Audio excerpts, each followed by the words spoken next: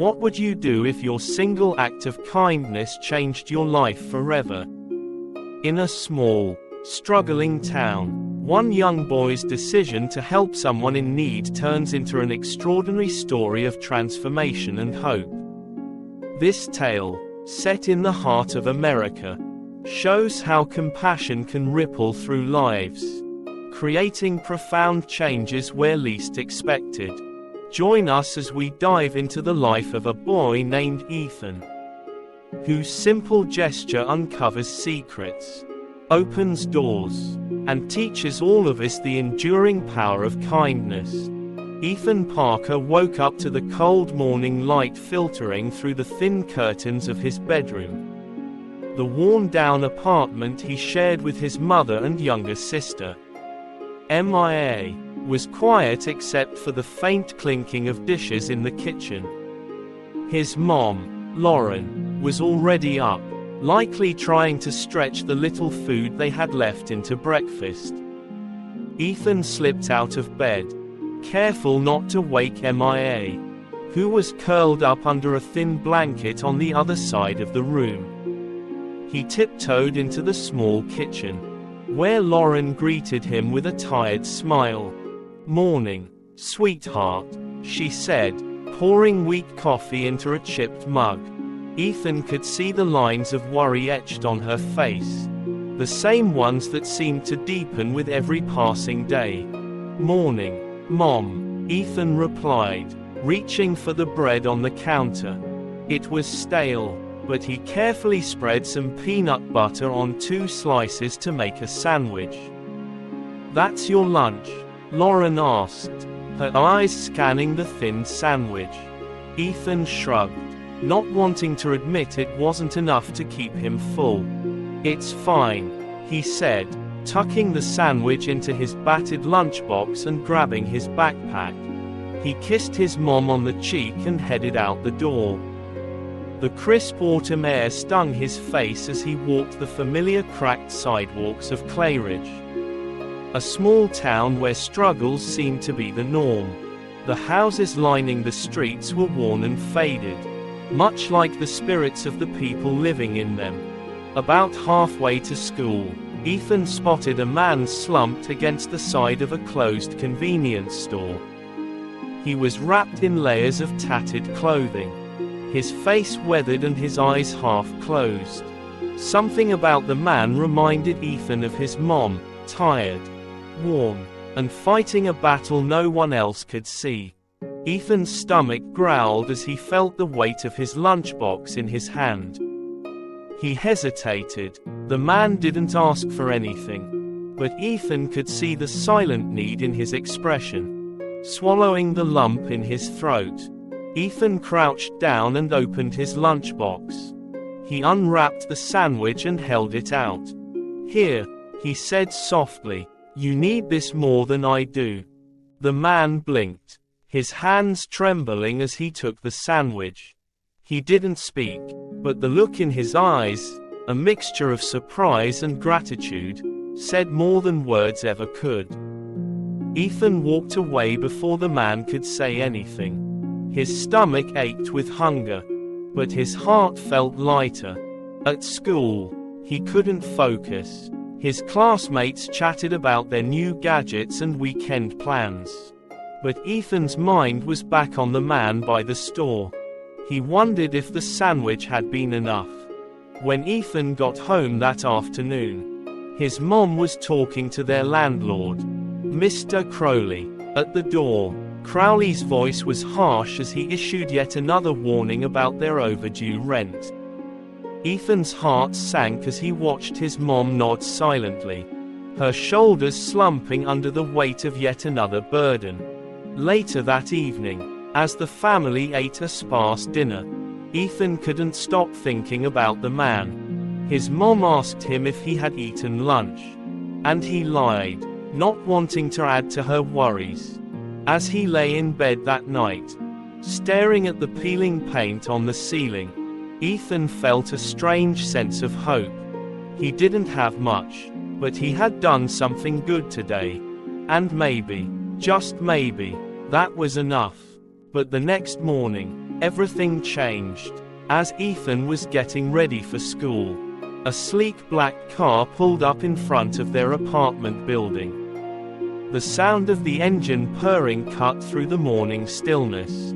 Ethan froze as the driver's side door opened, and a man in a sharp suit stepped out. It was the same man Ethan had given his sandwich to. Only now, he looked entirely different, clean, confident, and undeniably wealthy. "Ethan Parker," the man called out, his voice deep and authoritative. Ethan's heart pounded as he stepped forward. "Yeah, that's me." The man smiled, a genuine warmth in his eyes. "I'd like to talk to you and your mom. May I come in?" Lauren appeared in the doorway, her expression a mix of confusion and concern. "What's this about?" she asked, her voice cautious. The man extended his hand. "My name is Richard Grant. Your son did something extraordinary yesterday, and I'd like to return the favor." Lauren hesitated, her eyes darting between the sharply dressed man and Ethan, whose confusion mirrored her own. After a moment, she nodded, stepping aside to let the man in. Their small living room felt even smaller with the presence of Richard Grant, his polished appearance starkly out of place against the threadbare furniture and peeling wallpaper. Ethan sat on the couch beside his mom, feeling the weight of the man's gaze. Richard's presence was intimidating, but his smile carried an unexpected warmth. "I'm sure you're wondering why I'm here," Richard began, his voice calm but commanding. He leaned forward slightly, resting his elbows on his knees. "Yesterday, I was sitting outside that store as a way to observe, to see if people would notice someone in need. And your son did something incredible." Ethan blinked, his face flushing. "It was just a sandwich," he mumbled, staring at his hands. "No, Ethan," Richard said firmly, "it wasn't just a sandwich. It was all you had. You looked beyond yourself, beyond your struggles, and showed kindness when most people wouldn't even stop." Lauren glanced at Ethan, pride flickering across her face despite her lingering confusion. "Why were you sitting outside like that?" she asked, her tone cautious. Richard smiled faintly, leaning back. "I have a foundation that helps families in need. Sometimes, to understand what people are truly going through, you need to see it firsthand. I was testing a theory, a belief that kindness still exists, even in the hardest of places. Your son proved me right." Ethan's chest tightened. He hadn't thought of it that way. To him, it was a small gesture, nothing extraordinary. Richard reached into his coat pocket and pulled out a sleek card. He handed it to Lauren, who hesitated before taking it. "This is my contact information," he explained. "I'd like to offer you a way out of this situation. I can help with your rent, ensure Ethan has opportunities for education, and even assist you in finding better work." Lauren's hand trembled as she held the card. "Why us?" she asked, her voice barely above a whisper. "We're just trying to get by. We're nothing special." "You're wrong," Richard said gently. "You're resilient, and Ethan has something most people forget, a generous heart. I want to invest in that. In both of you." The room fell silent. Ethan glanced at his mom, who seemed torn between disbelief and cautious hope. Finally, Lauren spoke, her voice steadier than before.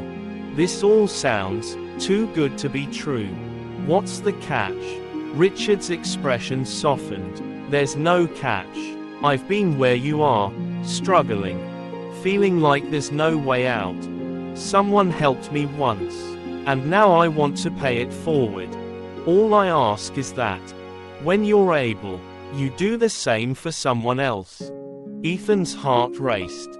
He couldn't believe what he was hearing. You'd really do all that? He asked, his voice cracking slightly. Richard nodded. I don't make offers I don't intend to keep. Lauren stared at the card in her hand, her knuckles white. She looked at Ethan, then back at Richard. I need to think about this, she said, her tone cautious but not dismissive. Of course, Richard replied, rising to his feet. Take your time, but don't take too long. Opportunities like this don't come often. He reached out to shake Ethan's hand, his grip firm but warm. Thank you for reminding me why I do this. Ethan nodded, unable to find the words to respond. As Richard left, the apartment felt oddly quiet. Lauren turned to Ethan, her eyes filled with questions and a glimmer of hope. What do you think, Mom? Ethan asked hesitantly. I think, Lauren began, her voice trailing off. She looked at the card again, her eyes narrowing with determination. I think we should call him. But we'll be careful.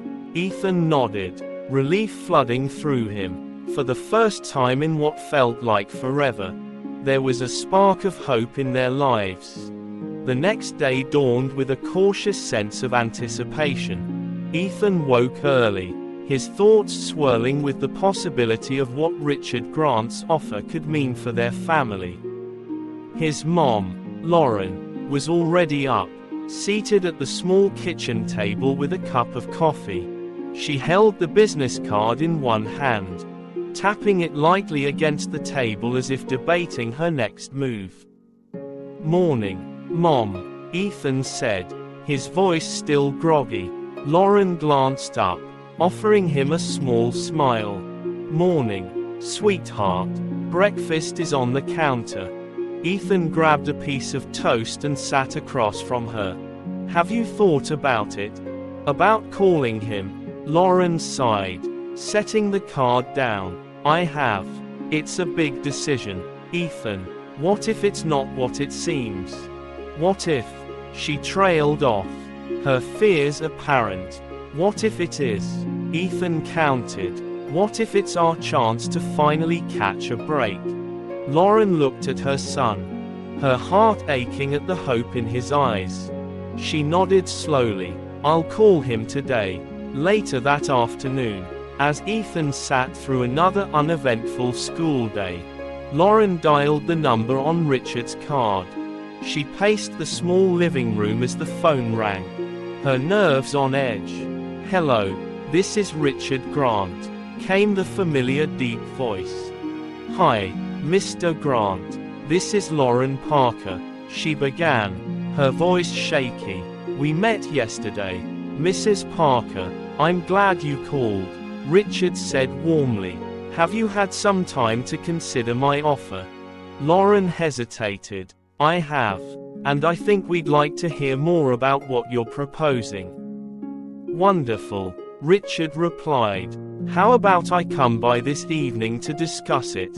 No pressure, just a conversation. Lauren agreed, and when she hung up, a mix of anxiety and cautious optimism settled over her. That evening, as the sun dipped below the horizon, Richard's sleek black car pulled up outside their apartment building once again. Lauren straightened her shirt and opened the door just as he knocked. Good evening, Richard greeted her, stepping inside with a polite nod. He carried a folder under one arm, which he placed on the small coffee table as they all sat down. Lauren, Ethan, and even little Mia, who peeked curiously from the edge of the couch. I've outlined a few ways I can help, Richard began, opening the folder to reveal several neatly organized papers. First, I'd like to settle the rent situation. I've already spoken to your landlord, and he's agreed to waive the overdue balance if it's paid in full. Lauren gasped. You spoke to Mr. Crowley? Richard nodded, He's a tough negotiator, but he's agreed to give you a clean slate. Second, I'd like to enroll Ethan in an after-school program run by my foundation. It's designed to help kids develop skills and explore opportunities they might not otherwise have. Ethan's eyes widened. "You'd do that, for me?" Richard smiled. "You've already shown the kind of heart and determination we look for." "Ethan, this is just a way to nurture that potential." "And what about me?" Lauren asked, her voice hesitant. "What about work?" Richard flipped to another page. "We can help with job training and placement. I have connections with several businesses in the area. If you're willing to learn, I can guarantee you a stable job." Lauren leaned back, her mind racing. It was almost too much to take in. Ethan spoke up, his voice steady. "Mom, we can do this. We can't keep living the way we have been." Lauren nodded slowly, tears welling in her eyes. "Okay, let's do it." The days that followed brought a whirlwind of changes. True to his word, Richard settled their overdue rent, and Crowley begrudgingly left him alone. Ethan started attending the after-school program, which was held at a nearby community center. The program was led by a charismatic instructor named Mr. Coleman, who encouraged the kids to dream big and work hard. "You're here because you have potential," Mr. Coleman said during the first session. "We're going to help you find it and use it." Ethan threw himself into the program, eager to prove himself. Meanwhile, Lauren began job training, learning skills she never thought she'd have the chance to acquire. Slowly but surely, hope began to creep back into their lives. One evening, as Ethan and Lauren sat at the kitchen table reviewing her training materials, Mia tugged on her brother's sleeve. "Ethan, are we gonna be okay now?" she asked, her big eyes filled with innocence. Ethan smiled and pulled her into a hug. "Yeah, Mia, we're gonna be okay." For the first time in years, he truly believed it.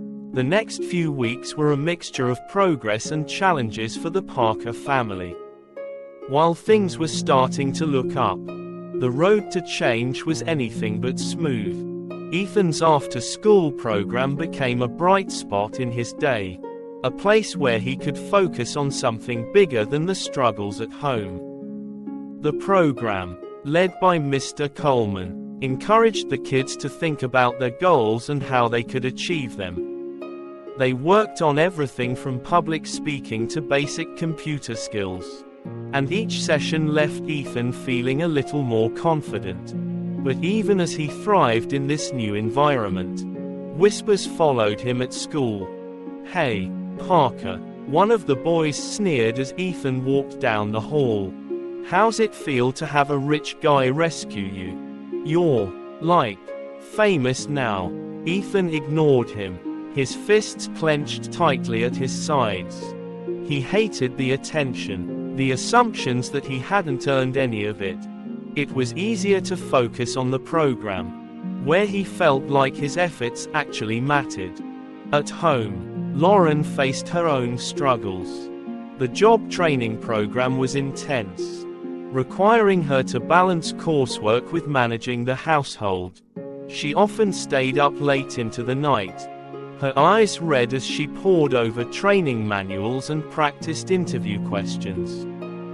"Mom, you should rest," Ethan said one night as he passed her sitting at the kitchen table, the soft glow of the lamp illuminating her tired face.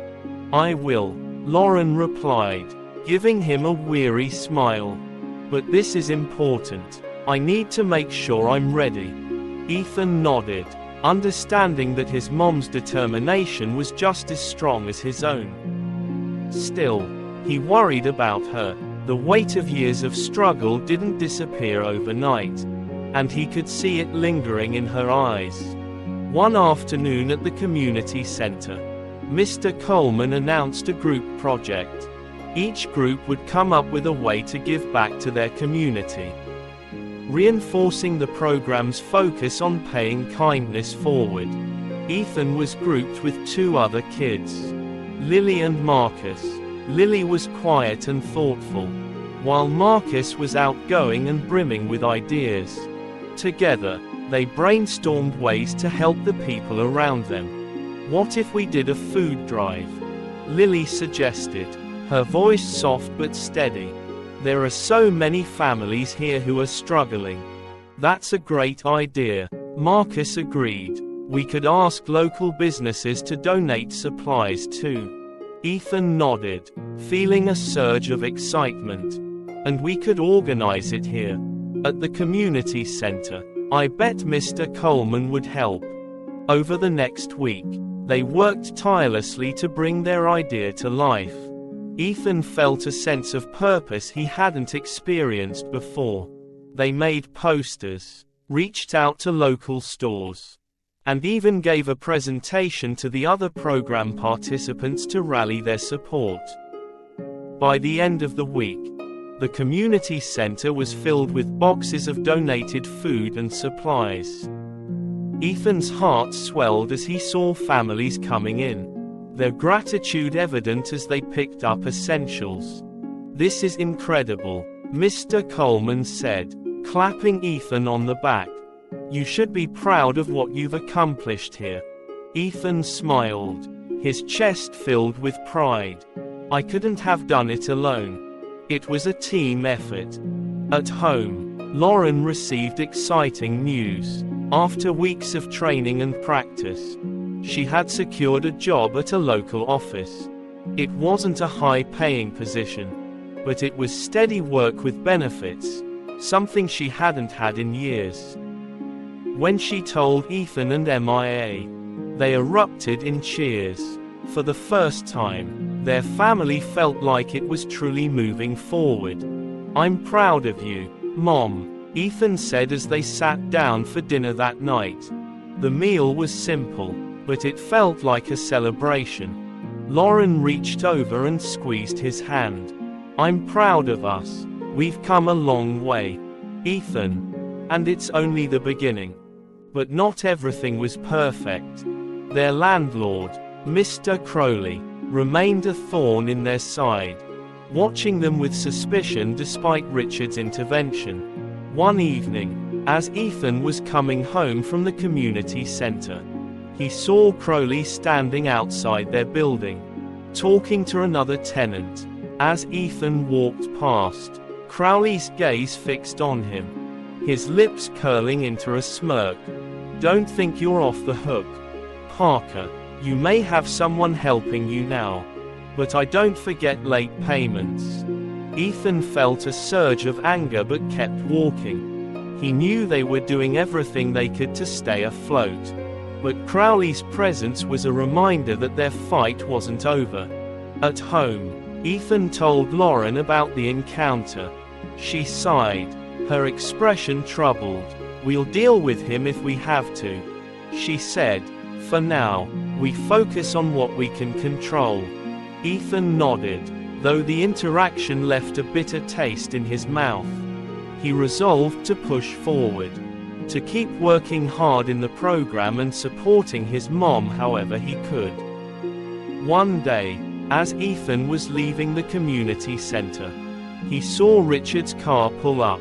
Richard stepped out, his usual calm demeanor in place.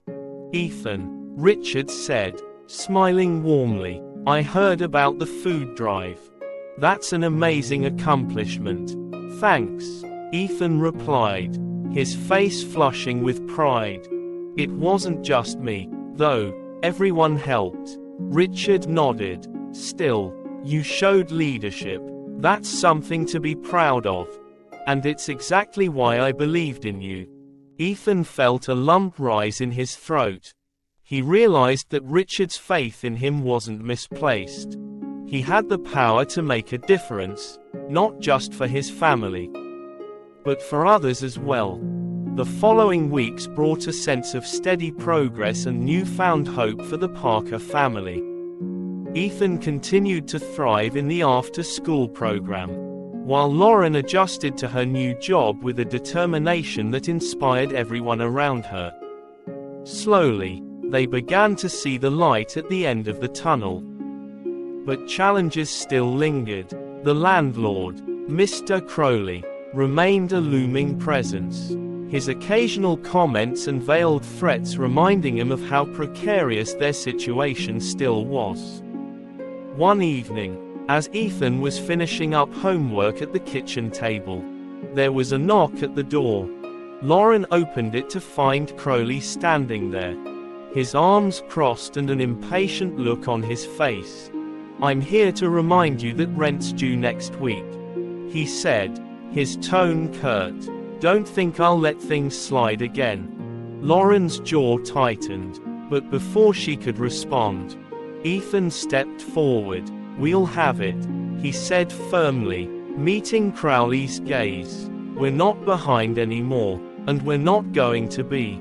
Crowley snorted, clearly unimpressed. "We'll see about that." After he left, Lauren looked at Ethan, her expression a mix of pride and worry. "You didn't have to do that, Ethan," she said softly. "I know," Ethan replied, "but I'm tired of him acting like we don't deserve to be here. We've worked too hard to let him push us around." Lauren nodded, a small smile breaking through her worry. "You're right, we have worked hard." At the community center, Ethan's group project had gained attention. The food drive they organized had been such a success that Mr. Coleman suggested turning it into an ongoing initiative. Ethan and his teammates eagerly agreed, brainstorming ways to keep the momentum going. "I think we could partner with local businesses," Marcus suggested during one meeting. "Maybe get him to sponsor donations." Lily nodded. "And we could involve more people from the community, maybe even some of the schools." Ethan smiled, feeling a swell of pride. This project had started as an idea, but now it was becoming something bigger, something meaningful. One afternoon, Richard visited the community center to check on the program. He listened intently as Ethan and his teammates explained their plans for expanding the food drive. "This is impressive," Richard said, his voice filled with genuine admiration. "You've taken a simple idea and turned it into something that could change lives. That's what leadership looks like." Ethan's face flushed with pride. He realized that this wasn't just about the project anymore. It was about believing in himself and what he could achieve. Meanwhile, at her job, Lauren was making strides of her own. She had completed her training and had settled into her role at the local office. For the first time in years, she felt a sense of stability. It wasn't easy, balancing work, parenting, and the tight budget, but it was progress. One evening, as the family sat down for dinner, Lauren shared some news. "I got my first paycheck today," she said, her smile bright despite the exhaustion in her eyes. Mia clapped her hands, giggling. "Does that mean we can have pizza?" Lauren laughed, ruffling her daughter's hair. "Maybe not tonight, but soon." Ethan grinned, the pride he felt for his mom evident in his expression. "You're amazing, Mom." Lauren reached across the table, squeezing his hand. "We're all amazing. We've been through so much. But we're finally building something better." A few weeks later, the food drive's success caught the attention of a local news outlet. They reached out to interview Ethan and his team, wanting to highlight their efforts in the community. The thought of being on camera made Ethan nervous, but Mr. Coleman encouraged him. "This is your chance to show people what's possible when you care," Mr. Coleman said. "Don't let fear hold you back." On the day of the interview, Ethan stood in front of the community center with Lily and Marcus by his side. As the reporter asked questions about their project, Ethan spoke with confidence, sharing their journey and their vision for the future. "What inspired you to start this initiative?" the reporter asked. Ethan thought for a moment before replying. "There was a time when my family needed help, and someone stepped up for us. This is my way of paying it forward. I want people to know they're not alone, no matter how hard things get." The interview aired later that week, and the response was overwhelming. Donations poured in, and local businesses reached out, offering their support. The food drive became a staple in the community, providing relief to countless families. Months later, as Ethan walked home from school, he saw Richard's car parked outside his apartment building. Richard was standing on the curb, talking to Lauren. Ethan hurried over, curious about the visit. "Ethan," Richard greeted him with a warm smile. "I was just telling your mom how proud I am of everything you've accomplished." Lauren beamed. "He's done so much, Richard. I can't thank you enough for giving him this opportunity." Richard shook his head. "Ethan earned this. He showed me what kindness can do, and he's made the most of every chance he's been given." As Richard left, Ethan felt a deep sense of gratitude. His life had changed so much since the day he offered a simple sandwich to a stranger. It wasn't just about what he had gained, it was about what he had given and the impact he had made. That evening, as the family sat together, sharing a meal and laughter, Ethan felt something he hadn't felt in years: peace. The struggles hadn't disappeared, but they were no longer overwhelming. They had hope, they had each other, and they had a future worth looking forward to. As Ethan lay in bed that night, staring at the ceiling, he thought about everything that had brought him to this point. One small act of kindness had set off a chain of events that transformed not just his life, but the lives of those around him. He smiled, knowing this was only the beginning. There was so much more he wanted to do, so many ways he could make a difference. And for the first time, he truly believed he could. Ethan's story is a powerful reminder of how a single act of kindness can transform lives. What started as a small gesture, a sandwich shared with a stranger, turned into a life-changing journey for him, his family, and even his community. His courage to help when he had so little to give serves as an inspiration for all of us. In a world often filled with challenges, it's easy to feel powerless.